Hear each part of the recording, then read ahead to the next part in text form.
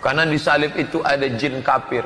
Dari mana masuknya jin kafir? Karena ada patung. Ini mungkin sebuah kejutan kali. Ternyata gue juga setuju sama Uas soal ini. Itu dia kenapa Tuhan marah banget kalau misalnya dia dibentuk sebagai patung. Dia dibentuk sebagai berhala.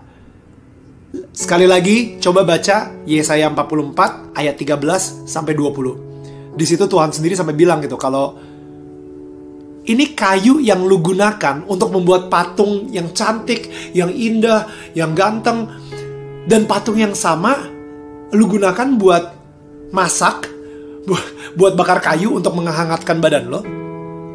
Dan abis itu patung yang sama yang lu gunakan tiba-tiba lu sembah-sembah. Itu bodoh. Again, bukan gue yang ngomong. Yesaya 44 ayat 13 sampai 20. Baik, Yesaya 44 ayat 12 sampai 20 adalah larangan Tuhan untuk membuat patung lalu dijadikan patung sebagai Allahnya yang disembah. Oke, di sini saya juga setuju. Tapi sejak saya menjadi orang Kristen, saya tidak pernah diajarkan untuk menyembah patung, apalagi mensujutinya. Oke?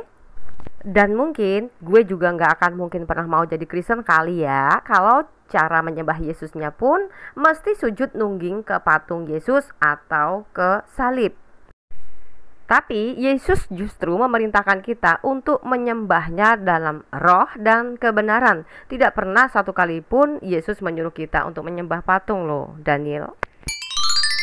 Yohanes 4 ayat 24, Allah itu roh dan barang siapa menyembah dia harus menyembahnya dalam roh dan kebenaran. Dan Daniel Mananta sendiri harus tahu bahwa larangan mensujuti patung dan menyembahnya bukan hanya di kitab Yesaya 44 13-20 ya, tapi bejibun data larangan agar orang Yahudi dan Kristen tidak boleh menyembah patung buatan tangan model apapun. Imamat 26 ayat 1, janganlah kamu membuat berhala bagimu dan patung atau tugu berhala. Janganlah kamu dirikan bagimu juga batu berukir. Janganlah kamu tempatkan di negerimu untuk sujud menyembah kepadanya. Sebab akulah Tuhan Allahmu. Tuh kan, YHWH bahkan melarang bangsa Israel untuk membuat tugu untuk dijadikan pusat penyembahan bagi umat manusia dari segala penjuru. Walaupun Yahudi tahu dan sadar bahwa segala kesaksian tentang Tuhan itu berada dalam bangsa Yahudi karena Tuhan memilih bangsa Israel untuk menjadi saksi-saksinya. Itu terdapat dalam Yesaya 43, silahkan cross check ya keseluruhan ayatnya. Kamu menyembah apa yang tidak kamu kenal, kami menyembah apa yang kami kenal, sebab keselamatan datang dari bangsa Yahudi. Bahkan Tuhan memerintahkan kita dalam Imamat 26 ayat 2. Kamu harus memelihara hari-hari sabatku dan menghormati tempat kudusku. Akulah Tuhan. Tapi sayangnya bangsa kudus pilihan Tuhan ini justru dikutuki oleh bangsa yang tegar tengkuk. Yesaya 43 ayat 10. Kamu inilah saksi-saksiku, demikianlah firman Tuhan dan hambaku yang telah kupilih, supaya kamu tahu dan percaya kepadaku dan mengerti bahwa aku tetap Dia sebelum aku tidak ada Allah dibentuk dan sesudah aku tidak akan ada lagi. Jadi Allah atau sesembahan orang Kristen dan Yahudi dari dulu bahwa kita manusia dicipta serupa dan segambar dengannya. Makanya ini peringatan buat Daniel Mananta agar tidak menyembah Allah lain, artinya mengikuti sesembahan lain. Keluaran 34 ayat 14. Sebab janganlah engkau sujud menyembah kepada Allah lain, karena Tuhan yang namanya cemburuan adalah Allah yang cemburu. Artinya, jika Daniel Mananta selama ini merasa menyembah Allah patung, maka bertobatlah. Mungkin selama jadi Kristen bukan Alkitab yang kamu pelajari. Tapi kalau Daniel Mananta setuju dengan UAS, berarti sudah otomatis percaya sama Allahnya Muhammad, karena Muhammad hanya diperintahkan untuk menyembah Allah negeri Mekah. Dalam Quran surat Quraisy ayat 3, maka hendaklah mereka menyembah Tuhan pemilik rumah ini dalam kurung Ka'bah. Nah, jika Daniel Mananta ingin menyembah Tuhan pemilik rumah Ka'bah sih silakan saja, bebaslah untuk memilih keyakinan ya. Kan kalau mualaf itu kan mudah syaratnya. Tinggal berikrar saksi bahwa kamu telah menyaksikan tidak ada Tuhan selain satu-satunya Allah pemilik rumah Ka'bah itu, serta bersaksi bahwa Muhammad itu utusan Allah, serta menjalani syariat yang diwajibkan, yaitu sholat, zakat, puasa, dan berhaji. Udah sah tuh jadi mu'alaf. Terus ujuk-ujuk jadi tuan guru kayak kain nama tuh. Nggak usah pendalaman kitab barunya, tapi modal nyinyirin Alkitab saja ya, udah disanjung luar biasa loh itu. Lalu kemudian tunaikanlah haji ke Mekah. Nah, di situ pula kamu akan berkerumun dengan orang-orang yang berebut batu, karena mereka berebut untuk mencium batu. Dan ketika kamu berhasil mencium batu itu, maka dosamu ketika itu juga akan luntur. Nabi Shallallahu Alaihi Wasallam menjelaskan, beliau bersabda dari Ibnu Absar radhiyallahu anhuma, ia berkata bahwa Rasulullah Alaihi Wasallam bersabda, Hajar Aswad turun dari surga, padahal batu tersebut begitu putih, lebih putih daripada susu. Dosa manusialah yang membuat batu tersebut menjadi hitam. Selanjutnya, silahkan cross check hadis riwayat Musnad Ahmad 5364 telah menceritakan kepada kami Abdur Razzaq telah mengabarkan kepada kami Ma'mar dan Ats-Tsauri dari Atta bin Sa'ib dari Abdullah bin Ubaid dari bapaknya dari Ibnu Umar. Nabi SAW bersabda, mencium rukun Yamani dan rukun Aswad akan menghapus dosa sehabis-habisnya. Dan saran saya ketika Anda mencium batu itu, sekalian sambil ngevlog ke Instagram dan bilang ke orang Kristen, suruh baca Yesaya 44 ayat 12 sampai 20 bro, begitu ya. Dan dari situlah kamu akan tahu dan mengerti bahwa Yesaya 44 ayat 12 sampai 20 ditujukan pada orang Kristen atau justru pada Islam. Ya, sadar nggak loh? Apa sebabnya Ustadz kalau saya menengok salib menggigil hati saya? Setan. Nah, si Somad bilang ketika ada orang yang menengok salib tapi menggigil hatinya, kemudian secara cepat kilat Abdul Somad menyebut setan. 1 Korintus 1 ayat 18, sebab pemberitaan tentang salib memang adalah kebodohan bagi mereka yang akan binasa, tetapi bagi kita yang diselamatkan, pemberitaan itu adalah kekuatan Allah. Sabar ya, jadi orang Kristen itu karena memang kita sudah terbiasa dihina. Salib bagi pengikut Kristus itu adalah lambang kemuliaan bro. Karena salib itulah status kamu juga status saya bukan lagi disebut hamba, melainkan anak Bapa Surgawi. Roma 9 ayat 8, artinya bukan anak-anak menurut daging adalah anak-anak Allah, tetapi anak-anak perjanjian yang disebut keturunan yang benar. Karena melalui salib Tuhan juga kita memperoleh hidup yang kekal.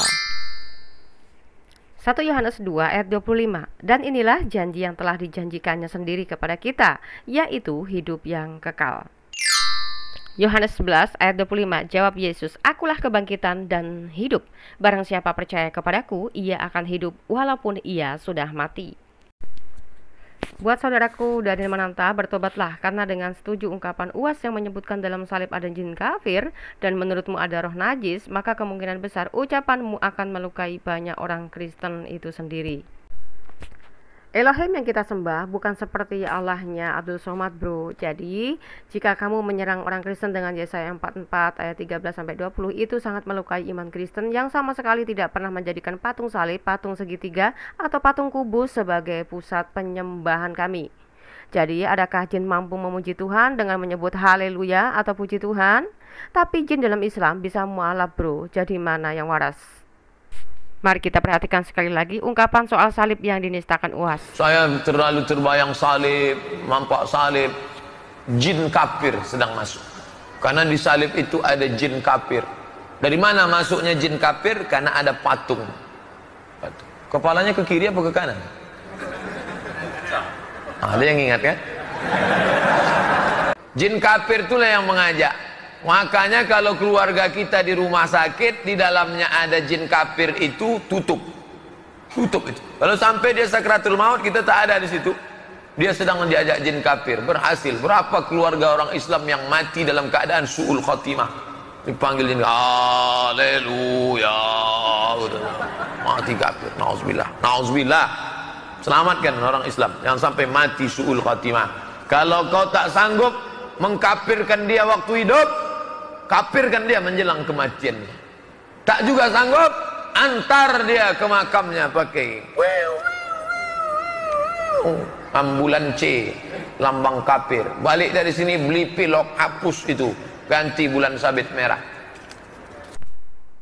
Nah, Daniel Mananta, jika kamu membenarkan pernyataan Abdul Somad, maka perintah UAS bagi pengikutnya adalah menghapus lambang palmerah yang ada di rumah sakit dan yang ada di ambulan. Anggap saja itu salibnya Yesus ya, dan kembalilah hidup di zaman batu, oke? Karena mungkin Abdul Somad sekolahnya di planet bulan terbelah, makanya jadi secerdas ini. Nggak nyangka kan? Ulama yang memiliki sejuta umat, tapi ketika berceramah hanya pandai menista agama lain. Coba sebaliknya, orang bicara tentang Muhammad pakai data saja dianggap menjelekkan Islam.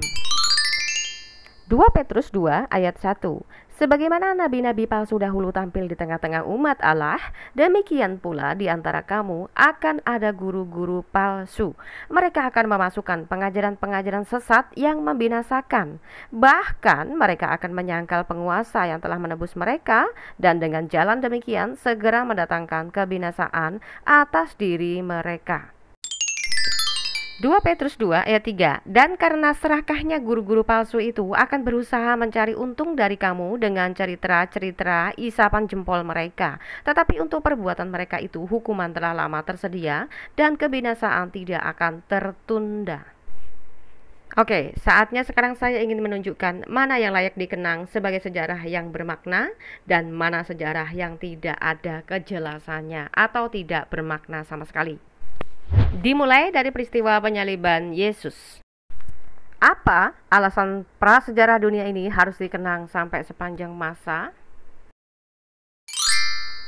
Matius 26 ayat 13. Aku berkata kepadamu, sesungguhnya di mana saja Injil ini diberitakan di seluruh dunia, apa yang dilakukannya ini akan disebut juga untuk mengingat dia.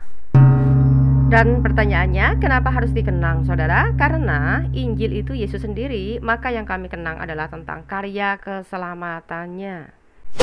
Dan karena Yesus adalah nama yang dinyatakannya pada manusia sesuai janjinya. Dalam Keluaran 6 ayat 2-3, selanjutnya berfirmanlah Allah kepada Musa, Akulah Tuhan. Aku telah menampakkan diri kepada Abraham, Ishak dan Yakub sebagai Allah yang Maha Kuasa, tetapi dengan namaku, Tuhan, aku belum menyatakan diri. Makanya pengikut Yesus sangat kenal sesembahannya dan bagaimana cara menyembahnya, bukan menyembah patung. Yohanes 4 ayat 23. Tetapi saatnya akan datang dan sudah tiba sekarang, bahwa penyembah-penyembah benar akan menyembah Bapa dalam roh dan kebenaran, sebab Bapa menghendaki penyembah-penyembah demikian. Yohanes 4 ayat 24. Allah itu roh, dan barang siapa menyembah dia harus menyembahnya dalam roh dan kebenaran. Jadi orang Kristen memiliki salib dan gambar Yesus bukan untuk disembah gambarnya, dan bukan juga untuk disujutinya. Tuhan gak nyuruh kamu ketika menyembah Tuhan wajib mengarah patung Yesus yang ditempatkan menjadi patung yang esa dan diletakkan di bangsa Israel. No. Kita menyembah Tuhan tidak pernah dibatasi arah, ruang, dan waktunya. Kolose 4 ayat 2. Bertekunlah dalam doa dan dalam pada itu berjaga-jagalah sambil mengucap syukur. Yesus juga nggak bilang, Daniel Mananta, ntar lo doanya jam 12 aja ya, gue pas lagi jam makan. Enggak. Dalam Matius 18 ayat 20, sebab di mana 2 atau 3 orang berkumpul dalam namaku, di situ aku ada di tengah-tengah mereka. Selanjutnya, kedua, sekarang pertanyaannya, apa yang dikenang tentang Ka'bah ini sehingga menjadi pusat penyembahan umat muslim sedunia? Oke, jika benar ini adalah jejak milah Ibrahim, makna apakah yang dikenang umat muslim sedunia sehingga menjadikan Ka'bah sebagai kiblat umat muslim sedunia ketika bersembahyang? Baik, sekarang Daniel Mananta pertanyakan tentang maha satunya Ka'bah megah ini kepada Abdul Somad ya. Kenapa kalau muslim yang katanya cuma nyembah pada Allah nggak kelihatan, tapi semua umat wajib diarahkan sujud ke Ka'bah? Ketiga, tentang apa makna dan manfaat mencium batu Hajar Aswad sehingga banyak orang Islam yang rela mengeluarkan uang yang sangat banyak hanya demi untuk bisa mencium batu ini? Harusnya Daniel Mananta bertanya kepada UAS, bahan yang digunakan buat cebok, terus dengan bahan yang sama lo cium-cium sih? Coba deh baca Yesaya 44 ayat 12 sampai 20. Jadi jangan cuma hanya diarahkan ke Kristen, sedangkan kamu kan penggemarnya UAS. Itu dia kenapa Tuhan marah banget kalau misalnya dia dibentuk sebagai patung. Dia dibentuk sebagai berhala. Sekali lagi, coba baca Yesaya 44 ayat 13 sampai 20. Di situ Tuhan sendiri sampai bilang gitu, kalau ini kayu yang lu gunakan untuk membuat patung yang cantik, yang indah, yang ganteng, dan patung yang sama lu gunakan buat masak, buat bakar kayu untuk menghangatkan badan lo. Dan abis itu patung yang sama yang lu gunakan tiba-tiba lu sembah-sembah. Itu bodoh.